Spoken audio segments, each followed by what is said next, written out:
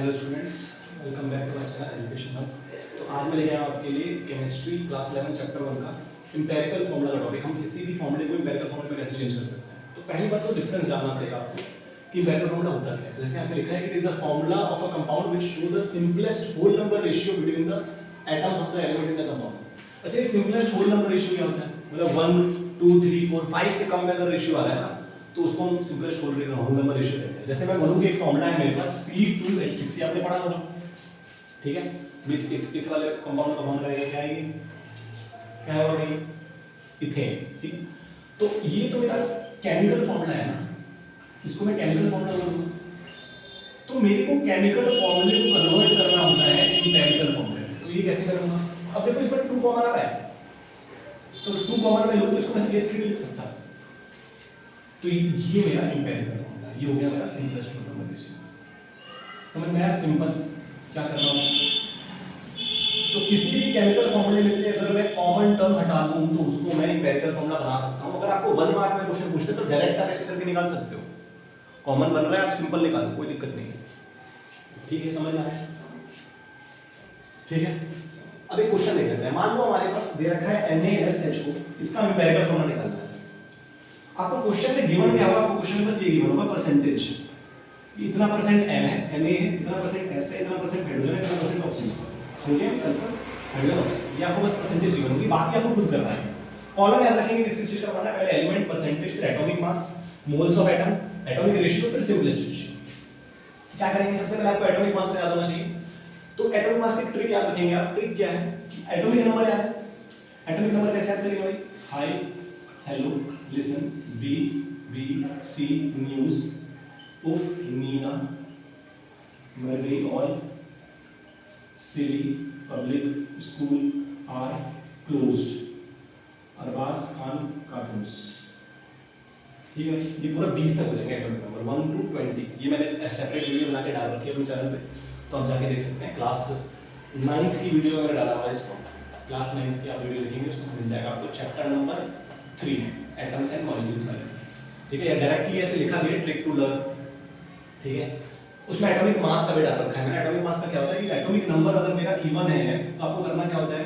Multiply by 2। Atomic number को 2 से multiply करो। ऑड है तो क्या करेंगे? एटॉमिक नंबर को 2 से तो मल्टीप्लाई करेंगे प्लस 1 भी कर देंगे। इसमें कुछ एक्सेप्शन केस भी होते हैं, जैसे कि नाइट्रोजन का होता है, बेरिलियम का होता है, क्लोरीन का होता है, हाइड्रोजन का होता है और आर्गन का होता है। तो ये सब एक्सेप्शन केस है, इनके आपको याद करने पड़ते हैं, बाकी सब में ट्रिक लग जाएगी। तो वैसे आप निकाल लोगे। जैसे सोडियम का क्या है? 11 होता है एटॉमिक नंबर, तो 11 ऑड है, तो 2 into 11 22 प्लस 1 23 हो जाएगा। ठीक है। सल्फर का क्या होता है? 16, 16 दूनी 32, 1 ऑक्सीजन का 8 होता है, 8 into 2 16। एटॉमिक मास देख लिया आपने। एटॉमिक मास से इसको डिवाइड करना होता है अगले कॉलम में मोल्स निकालने के लिए। तो डिवाइड किया, ये मेरा रेशियो है, कुछ डिवाइड करके आ रहा है। अब डिवाइड करने में जो सबसे कम आता है, सबसे कम क्या है? 0.311। इससे इन सब को डिवाइड कर दो। इससे मैंने सबको डिवाइड कर दिया, तो ये 2 आया, ये 1 आया, ये 20 आया। अब ये देखो फिर से आ रहा है। तो जब ऐसा कुछ नंबर बन रहा हो तो आपको राउंड ऑफ करना होता है। राउंड ऑफ करने का क्या तरीका है भाई? कि अगर मेरा जो डिजिट है ये 9 हो गया, 9 के बाद ये 5 हो गया, तो 9 के बाद अगर 5 है तो क्या करूंगा? अगर देखो 5 से कम हो, लास्ट डिजिट जो मेरी है अगर 5 से कम है तो यानी कि उस पिछले वाले डिजिट में रख देता हूं।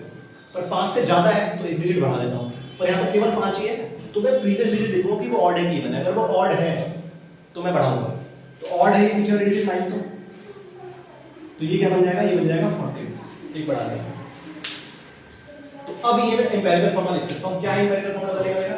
कि Na2S1 तो लिखते नहीं हम, H20O14, तो it is empirical formula. Simple सी बात है, एम्पिरिकल फॉर्मूला निकालना आ गया आपको। इसके अलावा वेट बहुत पूछते हैं आपसे पेपर में, तो मॉलिक्यूलर वेट और एम्पिरिकल वेट जो होता है ना, ये n के बराबर होता है। जाहिर सी बात है, मैंने भी आपको बताया कि अगर मैं इसे 2 से मल्टीप्लाई करूंगा तभी तो ये आएगा। तो n क्या है? 2 ही तो है इसमें, तो इससे n की वैल्यू निकाल सकते हैं। इसका वेट और इसका वेट दोनों को डिवाइड कर दोगे, n की वैल्यू आ जाएगी। क्वेश्चन दिया होता है सिंपल वेट निकालने का फॉर्मूला, इसको भी आपको कर देना। ठीक है, समझ में आया? किसी भी क्वेश्चन को आप यही कॉलम बना के ऐसे ही इसी अप्रोच से फॉलो करेंगे, इसी से सॉल्व करेंगे। पहले वाला क्वेश्चन करें, आपके एक्सरसाइज में बुक में क्वेश्चंस हैं इसके, उसको फिर करने की कोशिश करें, आराम से बन जाएगा। एम्पिरिकल फॉर्मूला आता है लेकर, ठीक है, इजी है, बन जाएगा। ठीक है, तो कृपया चैनल पर बने रहें और वीडियोस आती रहेंगी ऐसी। चैनल को लाइक करें, सब्सक्राइब करें, बेल आइकन को दबाना ना भूलें। आपका एक लाइक मोटिवेशन देता है। ठीक है, मिलते हैं। जय हिंद।